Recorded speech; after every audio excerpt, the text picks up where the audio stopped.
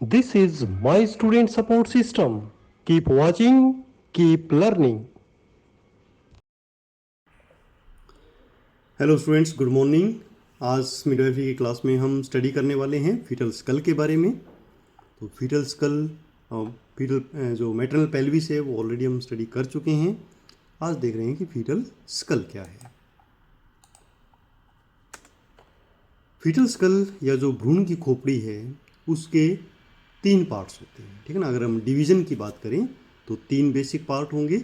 एक होगा वॉल्ट, एक होगा बेस नीचे की तरफ और एक होगा फेस। वॉल्ट क्या है? वॉल्ट या गुंबद जो है वो कक्षीय कटकों यानी ऑर्बिटल रिज से शुरू होता है और गर्दन के पीछे जहाँ पर ऑर्बिटल अपना ऑक्सीपिटल प्रोट्यूबरेंस होता है उसके नीचे तक होता है, जहाँ पर एक बेस शुरू हो जाता है उसके बाद में, ठीक है। बेस जो है वो ऐसी बोन्स होती हैं इसके अंदर जो मेडुला ऑब्लोंगेटा के जो महत्वपूर्ण अंग हैं उनको सुरक्षा करती है और मजबूती से एक दूसरे से जुड़ी होती हैं और ये संकुचित नहीं होती हैं ड्यूरिंग डिलीवरी। वॉल्ट वाली जो है वो संकुचित होती हैं, ठीक है ना। उसके बाद एक पार्ट आता है फेस। फेस जो है वो 14 छोटी छोटी हड्डियों से मिलकर बना होता है और ये भी आपस में मजबूती से जुड़ी होती हैं और संकुचित नहीं होती हैं, ठीक है। तो हमारे फीटल स्कल के 3 डिविजन्स हो गए हैं, वॉल्ट ऊपर वाला, बेस नीचे वाला और फेस फ्रंट वाला। अब आती है बोन्स ऑफ वॉल्ट, यानी कौन कौन सी ऐसी बोन है जो वॉल्ट को बनाएंगी, ठीक है। पहले हम ये स्टडी कर लेते हैं। क्यों ये जानना ज़रूरी है? क्योंकि जो वॉल्ट वाली जो बोन्स हैं वो स्पेशल बोन्स हैं जो संकुचित हो सकती हैं, एक दूसरे के ऊपर ओवरराइड हो सकती हैं और डिलीवरी के दौरान जो फीटल हेड है उसकी डिलीवरी होने में हेल्प करती हैं, ठीक है। तो जो वॉल्ट क्यों ऐसा होता है? क्योंकि जो वॉल्ट की हड्डियाँ हैं वो मेम्ब्रेन्स के अंदर डेवलप हो रही होती हैं, ठीक है ना। मेम्ब्रेन होती है पहले, पूरा कवर करती है हेड को और उसके बीच में जो सेंटर ऑफ ओसिफिकेशन होता है वहाँ से वो हड्डियाँ आगे ओसिफिकेशन उनका होता है और वो हार्ड हो जाती हैं। जन्म के समय जो ओसिफिकेशन होता है वो इनकम्प्लीट होता है, जिससे हड्डियों के बीच में छोटे छोटे गैप रह जाते हैं, ये वाले बढ़िया मेम्ब्रेन होती है और इनको हम सूचर्स कहते हैं और फोंटानेल्स कहते हैं। तो कौन कौन सी हड्डियाँ हैं? पहले हम देख लेते हैं पीछे की हड्डी। तो फीटल स्कल में सबसे पीछे कौन सी हड्डी होती है? Occipital bone. ऑक्सीपिटल अस्थि सिर के पीछे की तरफ स्थित होती है। इसका एक भाग खोपड़ी के आधार में भी योगदान देता है, यानी जो बिल्कुल पीछे का भाग है वहाँ पर वो बेस का भी पार्ट बनाती है और फिर पीछे का पार्ट बनाती है हेड का, वॉल्ट का। और जो बेस का जो पार्ट बनाती है उसमें एक फोरामेन मैग्नम होल होता है, जहाँ से जो स्पाइनल कॉर्ड है वो बाहर निकलती है स्कल से और जो मेरुदंड है उसके अंदर प्रवेश करती है। ऑक्सीपिटल अस्थि का जो अस्थिकरण केंद्र है या ऑक्सीपिटल सेंटर, ऑक्सीफिकेशन सेंटर है, वो कहाँ है? ऑक्सीपिटल प्रोट्यूबरेंस पीछे की तरफ है ना, यहाँ अपन फील भी कर सकते हैं, थोड़ा सा उभरा हुआ पार्ट होता है, तो वही इसका ओसिफिकेशन सेंटर है। वहाँ से आगे ओसिफिकेशन कंप्लीट होना शुरू हो जाता है, आगे की तरफ बढ़ता है। उसके बाद वॉल्ट के अंदर 2 और हड्डियाँ हैं जो पैराइटल बोन्स हैं, जो सिर में दोनों तरफ होती हैं, एक लेफ्ट साइड में और एक राइट साइड में। इसके अलावा 2 फ्रंटल बोन्स हैं। अब क्वेश्चन ये आएगा, आप लोग पूछ सकते हैं कि जी फर्स्ट पहले तो आपने पढ़ाया था फ्रंटल बोन एक होती है, तो एडल्ट में तो फ्रंटल बोन एक होती है, बट फीटस में ये 2 अलग अलग होती हैं, बीच में से जोड़ होता है। ये जो फ्रंटल बोन्स हैं ये सिनसिपुट या माथे का, ललाट का निर्माण करती हैं और बाद में आफ्टर डिलीवरी धीरे धीरे वापस में फ्यूज़ होती हैं और एक बोन बन जाती है। 8 वर्ष की आयु तक ये कंप्लीट फ्यूजन इनका हो जाता है। सिर के दोनों तरफ टेम्पोरल हड्डियाँ होती हैं। यहाँ पर इन टेम्पोरल हड्डियों का भी जो ऊपर वाला पार्ट है वो वॉल्ट फॉर्मेशन में हेल्प करता है। उसके बाद आते हैं सूचर्स एंड फोंटानेल्स। सूचर्स क्या होते हैं? जो भी हमारी स्कल के बोन्स के बीच में जो जोड़ होता है उनको हम सूचर्स कहते हैं, ठीक है ना। तो जो फीटल स्कल है उसके अंदर ये सूचर्स में काफ़ी गैप होता है जहाँ मेम्ब्रेन होती है। इसी प्रकार फोंटानेल एक वो स्पेस है जहाँ पर 2 या 2 से अधिक सूचर मिलते हैं। तो यहाँ पर दो फोंटानेल्स होते हैं, एक एंटीरियर और एक पोस्टीरियर। अब ये जो अरेंजमेंट है मेम्ब्रेनस स्ट्रक्चर का, इसी के कारण मोल्डिंग होती है। और मोल्डिंग क्या होती है कि डिलीवरी के समय जो फीटल स्कल है उसकी वाल्ट की स्पेशली जो बोन्स है वो एक दूसरे के ऊपर ओवरराइड हो जाती हैं और थोड़ा सा हेड छोटा हो जाता है और डिलीवरी इजीली पॉसिबल होती है। और बाद में धीरे धीरे वो कुछ समय बाद वापस जो हेड है वो सही हो जाता है। फ्यूचर्स कौन कौन से हैं फीटल स्कल के अंदर, ये भी पूछा जाता है अलग से क्वेश्चन। तो सबसे पहले आता है लेम्ब्रोइडल फ्यूचर। लेम्ब्रोइडल फ्यूचर क्या है कि जो पश्च कपाल अस्थि है, मतलब ऑक्सीपिटल बोन है, वो जब पैराइटल बोन्स को जहाँ सेपरेट करती हैं वहाँ पर ये लेम्ब्रोइडल फ्यूचर होता है। तो ये आप देख रहे हैं पीछे की तरफ लेम्ब्रोइडल फ्यूचर है। उसके बाद सेजाइटल फ्यूचर आता है, ये पार्श्विका अस्थियों अर्थात पैराइटल बोन के बीच में स्थित होता है। तो ये आपका सेजाइटल फ्यूचर हुआ। उसके बाद आता है हमारे पास कोरोनल फ्यूचर, जो यहाँ पर होगा। कोरोनल फ्यूचर फ्रंटल बोन्स और पैराइटल बोन्स को अलग करता है, ठीक है। तो ये आपका कोरोनल फ्यूचर हुआ, ये वाला द फ्रंटल फ्यूचर। उसके बाद फ्रंटल फ्यूचर आएगा जो फ्रंटल बोन्स के बीच में है, ठीक है ना। यहाँ पर आगे ये वाला हो गया फ्रंटल फ्यूचर। ऐसे ही दो हमारे पास फोंटानेल्स हैं, एक पोस्टीरियर फोंटानेल जिसको हम लेम्बडा भी कहते हैं या पश्च फोंटानेल। जो पश्च फोंटानेल है वो लेम्बडा क्यों कहते हैं, क्योंकि उसका जो ग्रीक अक्षर लेम्बडा जो बनता है उसकी शेप का ये होता है, इस टाइप का। ये छोटा सा त्रिकोणीय आकार का होता है और पीवी एग्जामिनेशन में हम इसको फील कर सकते हैं क्योंकि 3 कोणों से एक एक फ्यूचर निकलते हैं। ये जो पोस्टीरियर फोंटानेल है ये 6 सप्ताह की आयु तक क्लोज हो जाता है। ये भी प्रैक्टिकली क्वेश्चन पूछते हैं कि पोस्टीरियर फोंटानेल क्लोजेज एट, आंसर होगा 6 वीक। अच्छा, उसके बाद आता है अग्र फोंटानेल या एंटीरियर फोंटानेल जिसको हम ब्रैग्मा भी कहते हैं। यह सेजाइटल, कोरोनल और फ्रंटल 3 फ्यूचर जब आपस में जुड़ते हैं तब यहाँ पर ये बनता है। ये चौड़ा काइट शेप का होता है और पीवी एग्जामिनेशन में भी इसको इजीली पहचान सकते हैं क्योंकि चारों तरफ इसके एक एक फ्यूचर निकलता है। यह 3 से 4 सेंटीमीटर लॉन्ग और 1.5 टू 2 सेंटीमीटर ब्रॉड होता है और ये थोड़ा बाद में क्लोज होता है। 18 महीने की उम्र तक पोस्टीरियर फोंटानेल भी क्लोज हो जाता है।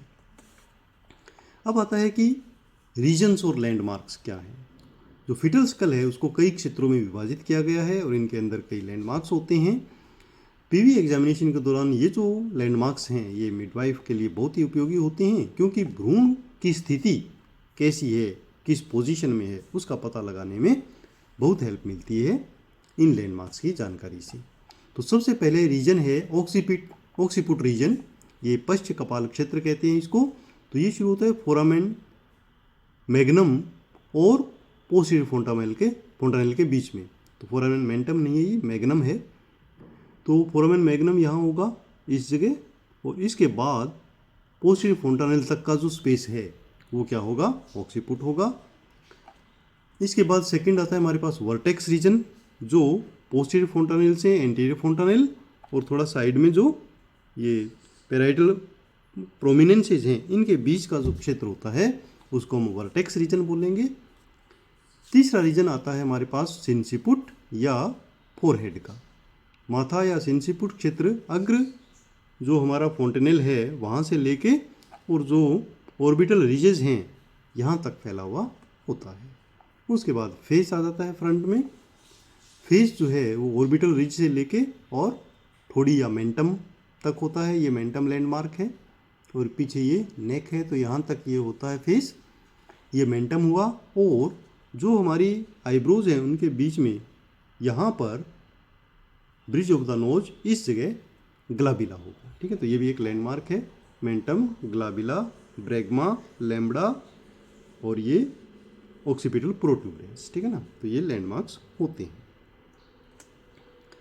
अब आते हैं डायामीटर्स। तो डायामीटर्स क्या हैं, पहले हमने पेल्विक डायामीटर स्टडी किए थे, अब हम स्टडी करेंगे स्कल के डायामीटर। तो इनसे क्या होगा कि एक रिलेशन स्थापित करने में हमें हेल्प मिलती है ड्यूरिंग डिलीवरी कि किस प्रकार इजीली डिलीवरी हो जाएगी।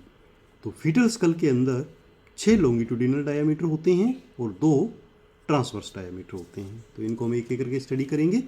सबसे पहले आता है सब ऑक्सीपिटो ब्रैग्मेटिक डायामीटर। तो सब ऑक्सीपिटो ब्रैग्मेटिक डायामीटर 9.5 सेंटीमीटर का होता है और ये शुरू कहाँ से होगा? सब ऑक्सीपिटो मतलब जो ऑक्सीपिटल प्रोट्यूबरेंस है उसके नीचे से शुरू होके और कहाँ तक जाएगा? ये जाएगा ब्रैग्मा तक, ठीक है ना। और ब्रैग्मा क्या है? एंटीरियर फोंटानेल। ये 9.5 सेंटीमीटर का हो गया। दूसरा है सब ऑक्सीपिटो फ्रंटल। सब ऑक्सीपिटो फ्रंटल जो है वो 10 सेंटीमीटर का डायमीटर है और ये अगेन वहीं से शुरू होगा कि जो ऑक्सीपिटल उभार है या ऑक्सीपिटल प्रोट्यूबरेंस है उसके नीचे से शुरू होके और जो फ्रंट में फ्रंटल फ्यूचर है उसके सेंटर पर।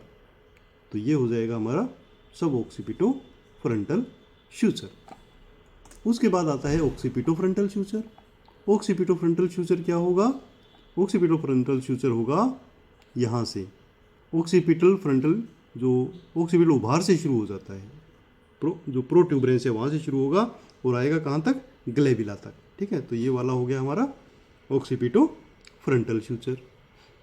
उसके बाद आता है मेंटो वर्टिकल। अब मेंटो क्या है? मेंटम हमें पता है क्या है, ये चिन्ह, इसको मेंटम बोलते हैं। तो यहाँ मेंटम से शुरू होके और वर्टेक्स तक जो हाईएस्ट पॉइंट है वहाँ तक जाएगा तो उसको हम कहेंगे मेंटो वर्टिकल फ्यूचर, ठीक है, ये वाला। उसके बाद आएगा सबमेंटो वर्टिकल। अब सबमेंटल पार्ट कहाँ है?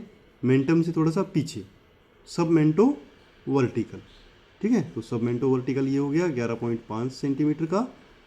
और उसके बाद सब मेंटो ब्रैग्मेटिक। तो सबमेंटम यही है यहाँ से लेके और ब्रैग्मा तक, तो सबमेंटो ब्रैग्मेटिक डायमीटर ये हो जाएगा, ठीक है। तो ये सारे लॉन्गिट्यूडिनल डायमीटर्स हैं। अब 2 ट्रांसवर्स डायमीटर भी हैं। कौन कौन से? एक है by parietal diameter. By parietal diameter क्या है? जो पैराइटल बोन्स के जो एमिनेंसेज हैं उनके बीच का जो डायमीटर होगा, ठीक है ना, वो क्या होगा? बाई पैराइटल डायमीटर जो 9.5 सेंटीमीटर का है। एक बाई टेम्पोरल डायमीटर होता है। बाई टेम्पोरल डायमीटर क्या है? ये जो कोरोनल फ्यूचर हमारा आता है उसमें जो हाईएस्ट दूरी होती है वहाँ टेम्पल्स के पास, तो वो क्या हो गए? बाई टेम्पोरल डायमीटर हो गए और ये होगा 2.5 सेंटीमीटर। ये हो गए फीटल स्कल के डायमीटर्स। अब मिडवाइफरी में हमें 2 और डायमीटर्स की भी जानकारी होनी चाहिए जो स्कल में होते हैं, क्योंकि वो भी हमें कंसीडर करने हैं ड्यूरिंग डिलीवरी। एक होता है बाई एक्रोमियल डायमीटर, जो शोल्डर के यहाँ पर जो एक्रोमियन प्रोसेस है उनके बीच का डायमीटर होता है और ये होता है 12 सेंटीमीटर, दोनों कंधों के बीच में, यहाँ इस एक्रोमियन प्रोसेस से यहाँ तक, ठीक है। और ये भी क्योंकि डिलीवरी के टाइम ये भी ज़्यादा कोलेप्स नहीं होते हैं, कुछ तो होते हैं क्योंकि यहाँ पर जब ये जॉइंट है ये आगे की तरफ मूव करता है तो थोड़े से कंधे आगे की तरफ हो जाते हैं, तो थोड़ा सा स्पेस मिल जाता है और डिलीवरी में ये हेल्प करता है शोल्डर की डिलीवरी में, ठीक है। उसके बाद आता है by trochanteric diameter. By trochanteric क्या है? जो फीमर के ट्रोकेंटर्स हैं, ग्रेटर ट्रोकेंटर, उन दोनों के बीच का जो डायमीटर है उसे हम बाई ट्रोकेंट्रिक डायमीटर कहेंगे और ये लगभग 10 सेंटीमीटर का होता है। ब्रीच प्रेजेंटेशन में इसका महत्व होता है। अब आता है प्रेजेंटिंग डायमीटर्स क्या हैं। प्रेजेंटिंग डायमीटर वो डायमीटर होते हैं जो फीमेल पेल्विस में जो कैरस कर्व है उसके एंगल पे होंगे, ठीक है ना। तो जैसे ये कैरस कर्व हुआ तो वहाँ पर 2 प्रेजेंटिंग डायमीटर होंगे, एक लॉन्गिट्यूडिनल और एक ट्रांसवर्स। और ये जो डायमीटर्स हैं ये जो फीटल हेड है उसके प्रेजेंटेशन को निर्धारित करते हैं कि कैसा प्रेजेंटेशन होगा। ये जो प्रेजेंटिंग डायमीटर्स हैं ये कुछ ऐसे डायमीटर्स होते हैं जो बड़े इजीली अनुकूल होते हैं डिलीवरी के लिए और कुछ होते हैं जो अनुकूल नहीं होते हैं। और ये किस पे डिपेंड करता है? ये डिपेंड करता है उसके एटीट्यूड पर। किसके एटीट्यूड पर? फीटल हेड के एटीट्यूड पर। तो ये एटीट्यूड होता क्या है? ये एटीट्यूड शो करता है कि जो फीटल हेड है उसका फ्लेक्शन कितना है या एक्सटेंशन कितना है, उसके बेस पे एटीट्यूड होते हैं, ठीक है ना। उसी से ही प्रेजेंटेशन का हमें पता लगता है। जैसे अगर वर्टेक्स प्रेजेंटेशन की हम बात करें तो वर्टेक्स प्रेजेंटेशन में जो फीटल हेड है वो फुल्ली फ्लेक्स्ड होता है, तो हमें प्रेजेंटेशन कौन सा मिलता है? वर्टेक्स का, ठीक है। और इसके जो प्रेजेंटिंग डायमीटर्स होंगे वो कौन से होंगे, सब ऑक्सीपिटोब्रैगमेटिक और पाइपेराइटल, ठीक है। और इसमें सबसे इजी जो डिलीवरी प्रोसेस होता है वो हो जाता है और नॉर्मल वेजाइनल डिलीवरी हो जाती है। दूसरा आता है फेस प्रेजेंटेशन। फेस प्रेजेंटेशन कब होगा, जब सिर फुल्ली एक्सटेंडेड होता है तो फेस प्रेजेंटेशन होगा।